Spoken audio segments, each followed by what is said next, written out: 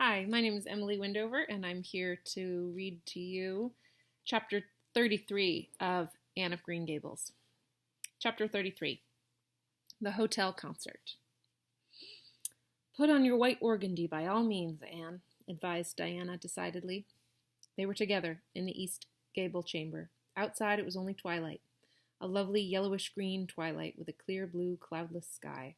A big round moon, slowly deepening from her pallid luster into a burnished silver, hung over the haunted wood. The air was full of sweet summer sounds, sleepy birds twittering, freakish breezes, faraway voices and laughter. But in Anne's room the blind was drawn and the lamp lighted, for an important toilet was being made. The east gable was a very different place from what it had been on that night 4 years before, when Anne had felt its bareness penetrate to the marrow of her spirit with its inhospitable chill. Changes had crept in, Marilla conniving at them resignedly, until it was as sweet and dainty a nest as a young girl could desire. The velvet carpet with the pink roses and pink silk curtains of Anne's early visions had certainly never materialized, but her dreams had kept pace with her growth, and it is not probable she lamented them.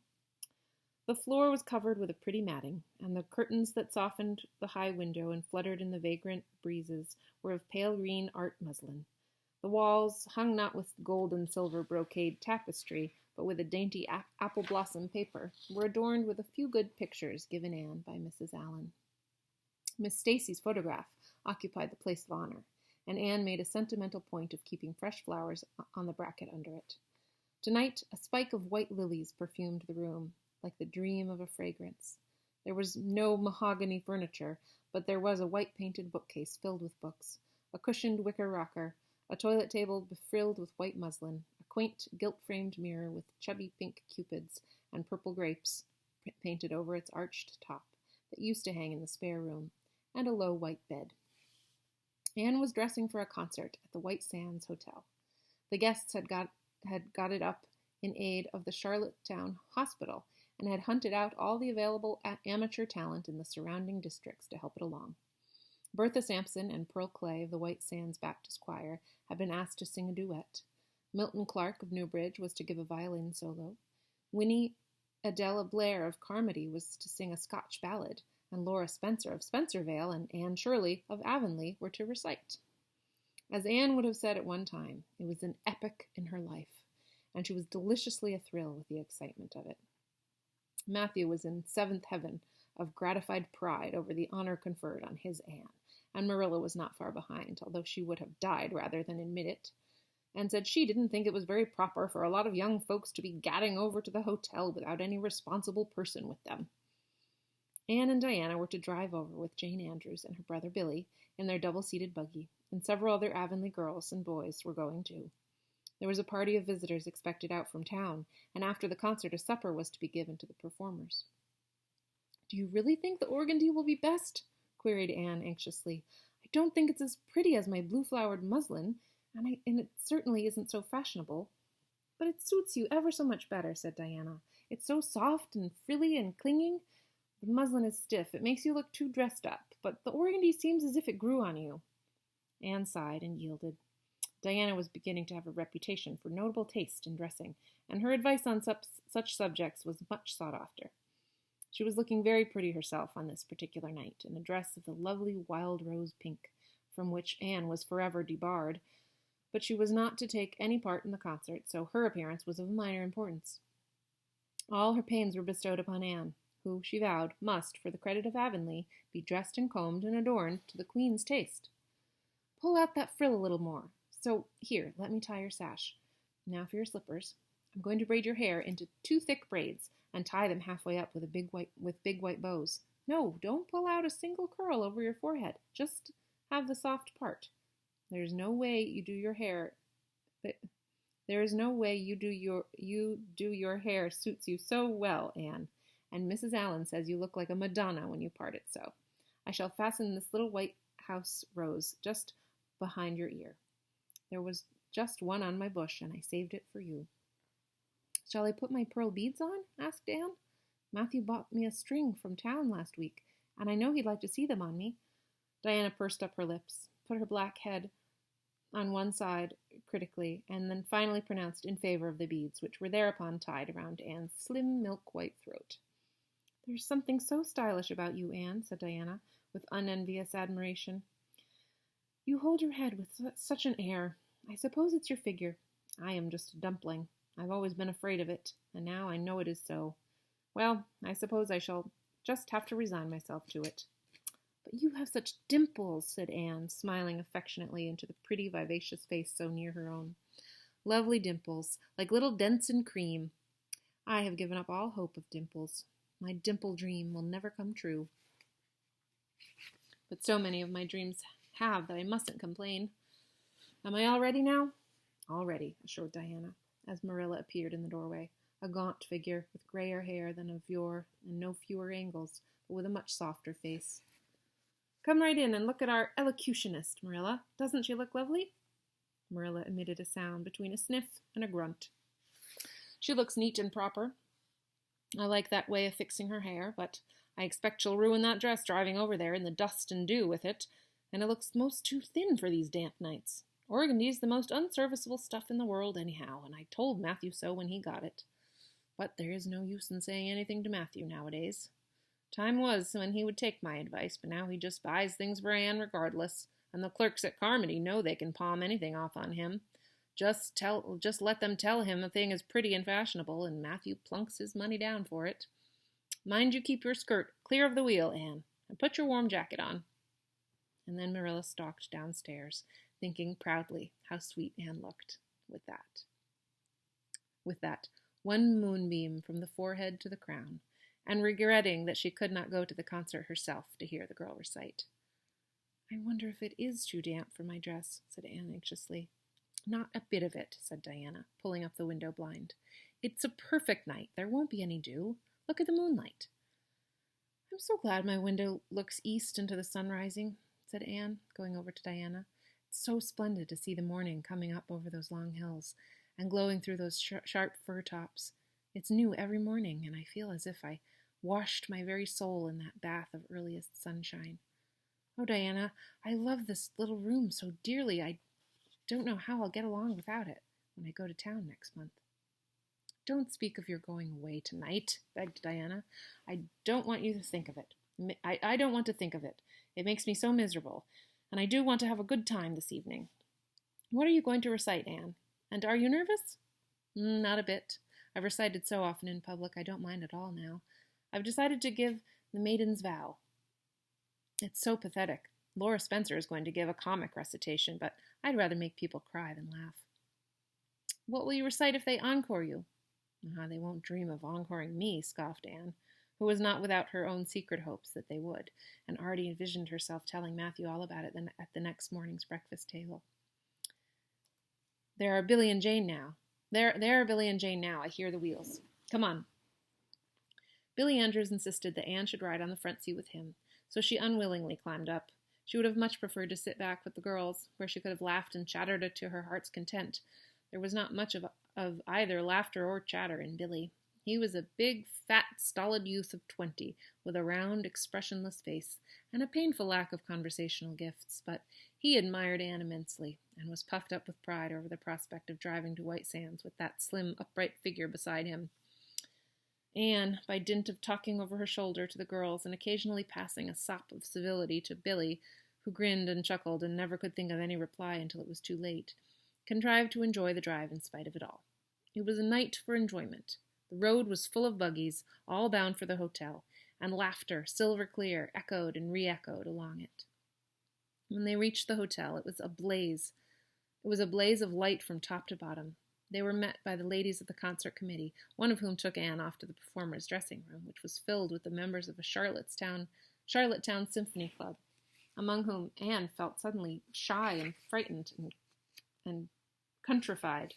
Her dress, which in the East Gable had seemed so dainty and pretty, now seemed simple and plain, too simple and plain, she thought, among all the silks and laces that glistened and rustled around her. What were her pearl beads compared to the diamonds of the big, handsome lady near her? And how poor her one wee white rose must look beside all the hothouse flowers the others wore. Anne laid her hat and jacket away and shrank miserably into a corner. She wished herself back in the white room at Green Gables. It was still worse on the platform of the big concert hall of the hotel, where she presently found herself. The electric lights dazzled her eyes, the perfume and hum bewildered her. She wished she were sitting down in the audience with Diana and Jane, who seemed to be having a splendid time, away at the back. She was wedged in between a stout lady in pink silk and a tall, scornful-looking girl in a white lace dress. The stout lady occasionally turned her head squarely around and surveyed Anne through her eyeglasses, until Anne, acutely sensitive of being so scrutinized, felt that she must scream aloud, and the white lace girl kept talking audibly to her next neighbor about the country bumpkins and rustic belles in the audience, languidly anticipating such fun from the displays of local talent on the program. Anne believed that she would hate that white lace girl to the end of her life. Unfortunately for Anne, a professional elocutionist was staying at the hotel and had consented to recite. She was a lithe, dark-eyed woman in a wonderful gown of shimmering gray stuff like woven moonbeams, with gems on her neck and in her dark hair. She had a marvelously flexible voice and a wonderful power of expression. The audience went wild over her selection, and Anne, forgetting all about herself and her troubles for the time, listened with rapt and shining eyes. But when the recitation ended, she suddenly put her hands over her face. She could never get up and recite after that. Never. Had she ever thought she could recite? Oh, if only she were back at Green Gables. At this unpropitious moment, her name was called. Somehow, Anne, who did not notice the rather guilty little start of surprise the white lace girl gave, and would not have understood the subtle compliment implied therein if she had, got on her feet and moved dizzily out to the front. She was so pale that Diana and Jane down in the audience clasped each other's hands in nervous sympathy. Anne was the victim of an overwhelming attack of stage fright. Often as she had recited in public, she had never before faced such an audience as this, and the sight of it paralyzed her energies completely. Everything was so strange, so brilliant, so bewildering. The rows of ladies in evening dress, the critical faces, the whole atmosphere of wealth and culture about her, very different from the plain benches at the debating club, filled with the homely, sympathetic faces of friends and neighbors. These people, she thought, would be merciless critics.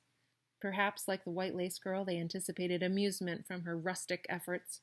She felt hopelessly, helplessly ashamed and miserable. Her knees trembled, her heart fluttered, a horrible faintness came over her. Not a word could she utter, and the next moment she would have fled from the platform, despite the humiliation which she felt must ever after be her portion if she did so.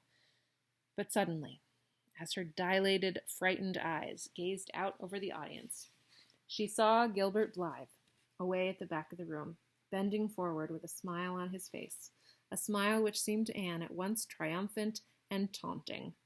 In reality, it was nothing of the kind. Gilbert was merely smiling with appreciation of the whole affair in general, and of the effect produced by Anne's slender white form and spiritual face against the background of palms in particular.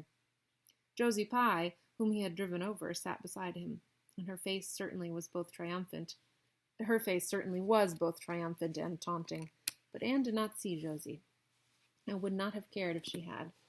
She drew a long breath and flung her head up proudly, courage and determination tingling over her like an electric shock.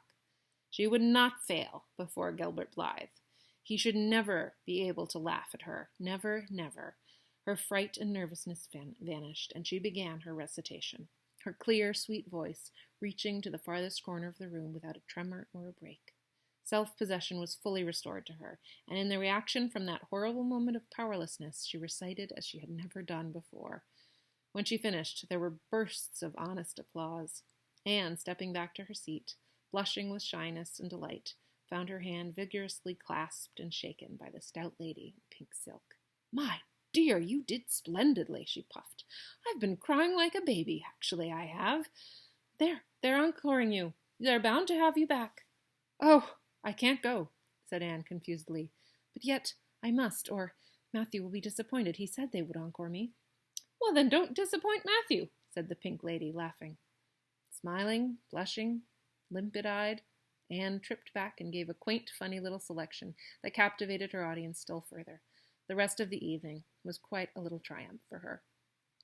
When the concert was over, the stout pink lady, who was the wife of an American millionaire, took her under her wing and introduced her to everybody, and everybody was very nice to her.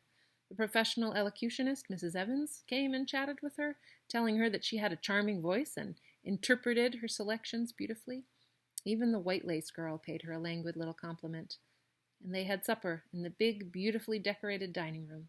Diana and Jane were invited to partake of this also, since they had come with Anne, but Billy was nowhere to be found, having decamped in mortal fear of some such invitation. He was in waiting for them, with the team, however, when it was all over, and the three girls came merrily out into the calm, white moonshine radiance. Anne breathed deeply and looked into the clear sky beyond the dark boughs of the firs. Oh, it was good to be out again in the purity and silence of the night. How great and still and wonderful everything was, with the murmur of the sea sounding through it, and the darkling cliffs beyond like grim giants guarding enchanted coasts. "Hasn't it been a perfectly splendid time?" sighed Jane as they drove away. I just wish I was a rich American and could spend my summer at a hotel and wear jewels and low-necked dresses and have ice cream and chicken salad every blessed day.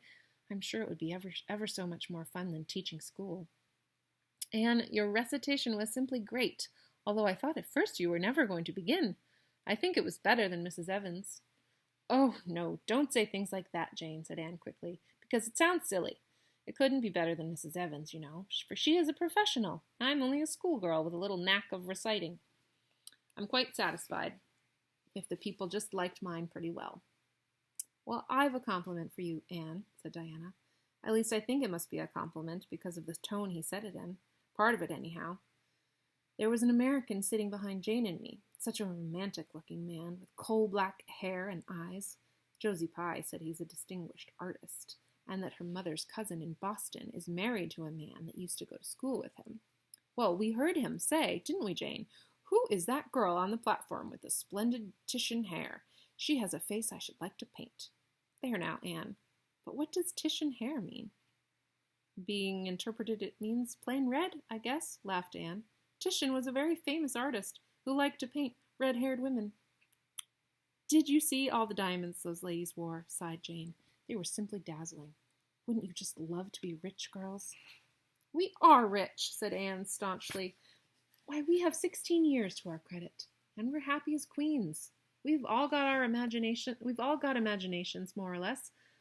Look at that sea, girls, all silver and shadow and vision of things not seen. We couldn't enjoy its loveliness any more if we had millions of dollars and ropes of diamonds. You wouldn't change into any of those women if you could.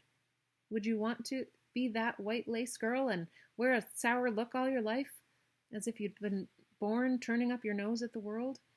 Or the pink lady, kind and nice as she is, so stout and short that you really had no figure at all? Or even Mrs. Evans, with that sad, sad look in her eyes. She must have been dreadfully unhappy sometime to have such a look. You know you wouldn't, Jane Andrews." "I don't know exactly," said Jane, unconvinced.